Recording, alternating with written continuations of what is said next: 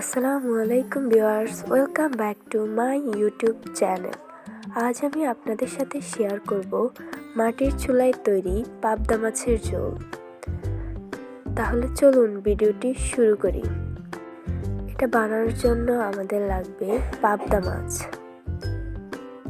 পেঁয়াজ কুচি, কাঁচামরিচ কুচি, টমেটো কুচি, ধনেপাতা কুচি, লবণ, মরিচের গুঁড়ো, হলুদের গুঁড়ো, রসুন বাটা, জিরে বাটা, সয়াবিন তেল।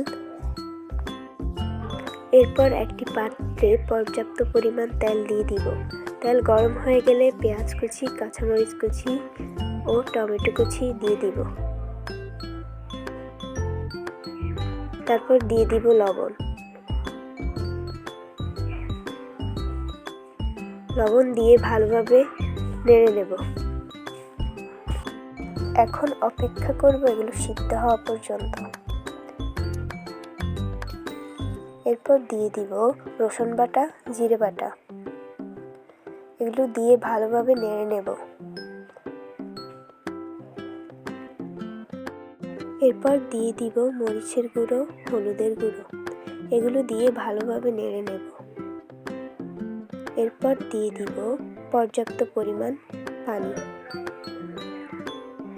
পানি দিয়ে এগুলো কষিয়ে নিব। এরকম বলক আসার পর পাবদা মাছগুলো দিয়ে দিব।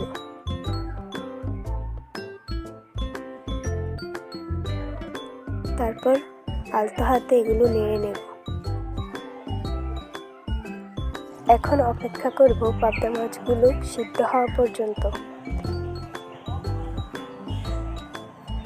সিদ্ধ হওয়ার পর এখানে দিয়ে দিব ধনেপাতা কুচি। ধনেপাতা কুচি দেওয়ার 1 থেকে 2 মিনিট পর তৈরি হয়ে যাবে পাবদা মাছের ঝোল। আজ এই পর্যন্তই। ভিডিওটি ভালো লাগলে প্লিজ সাবস্ক্রাইব মাই চ্যানেল। আল্লাহ হাফেজ।